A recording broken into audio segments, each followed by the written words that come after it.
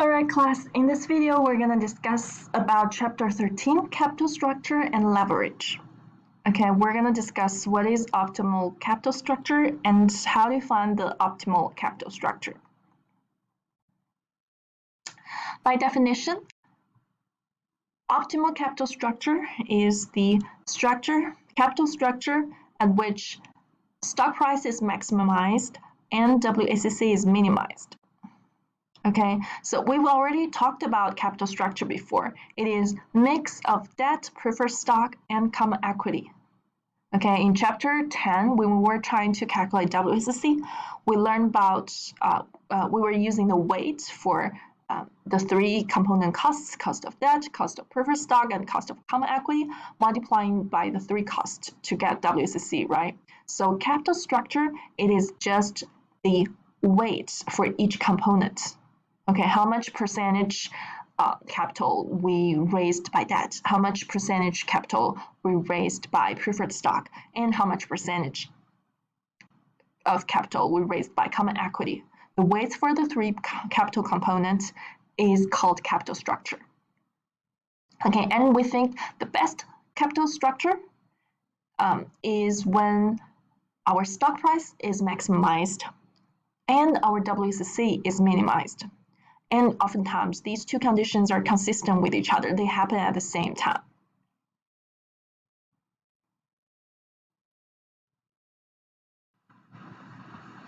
Okay, so when we're deciding capital structure, a very crucial component here is debt. Okay, it's actually debt has its benefit. Higher proportion of debt has its benefit, but also has its cost. Okay, on one side, debt financing generally offers the lowest cost of debt due to its tax deductibility. Okay, but on the other side, as the firm borrows more money, the firm increases its financial risk, causing the firm's bond rating to decrease and its cost of debt to increase. The risk of the firm's equity also increases, resulting in a higher cost of equity RS. So on the good side, because we have the tax adjustment, if we have more debts, we could potentially have lower cost of capital. However, on the bad side, we cannot raise too much money by debt. Okay, because if you have too much debts, you will have higher risk of going bankruptcy if you cannot pay back the debts on time.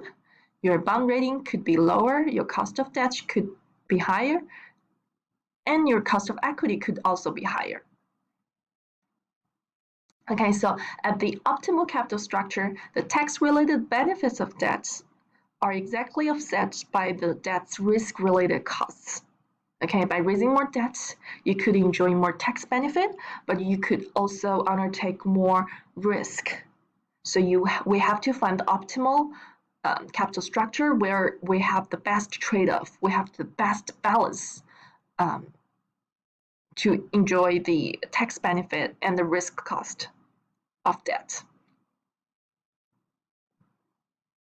Example, cost of debt at different debt ratios.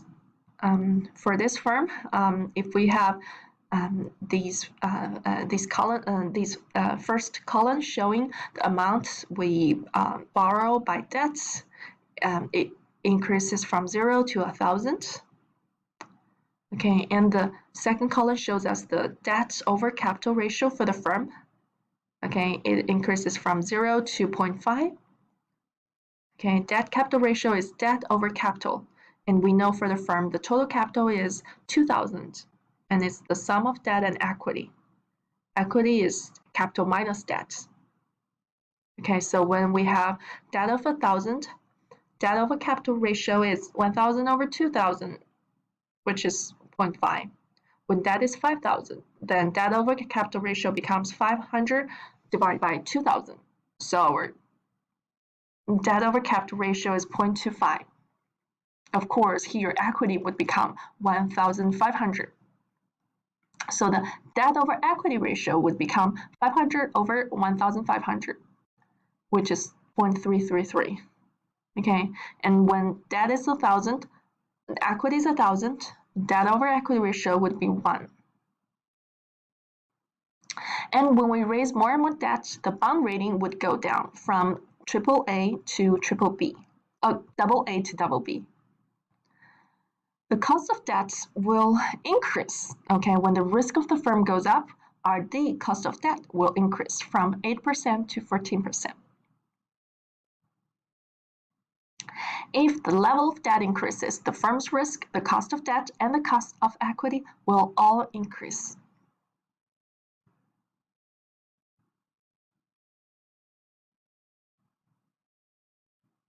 Okay, this page is a duplicate page, so let's skip it. Okay, finding optimal capital structure.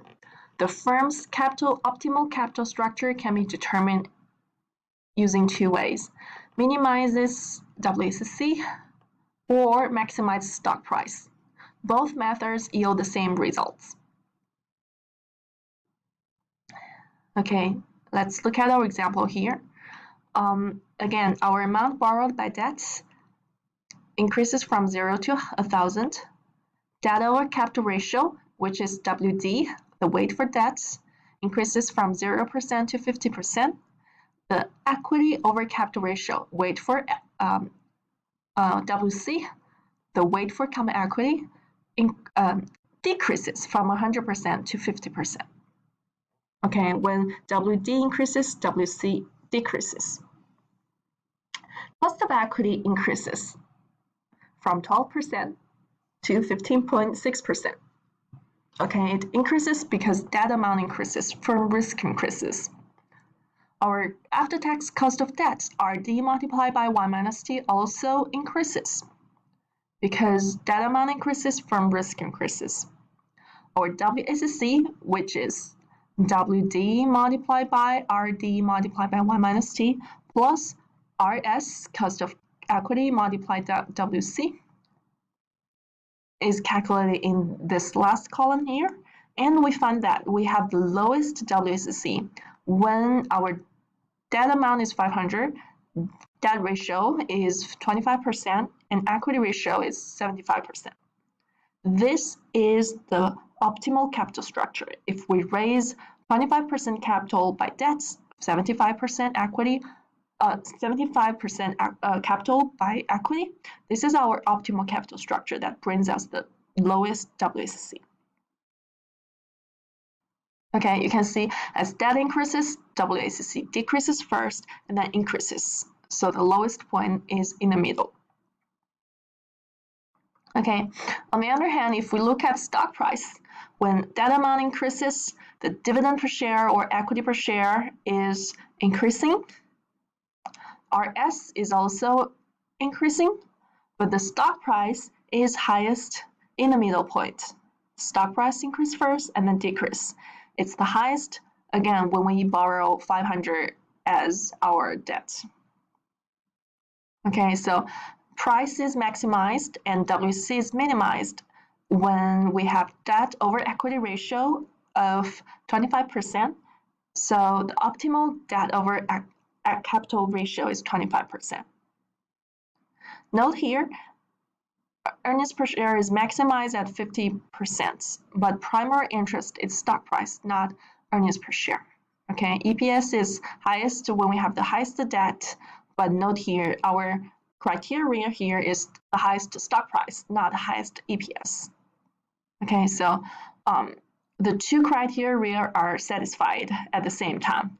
When we have the 500 debt raised and 25% as debt ratio, 75% as equity ratio, our WACC is minimized, stock price is maximized. They happen at the same time, and this is when we have optimal capital structure. Okay, so that's all for 13%, the chapter 13.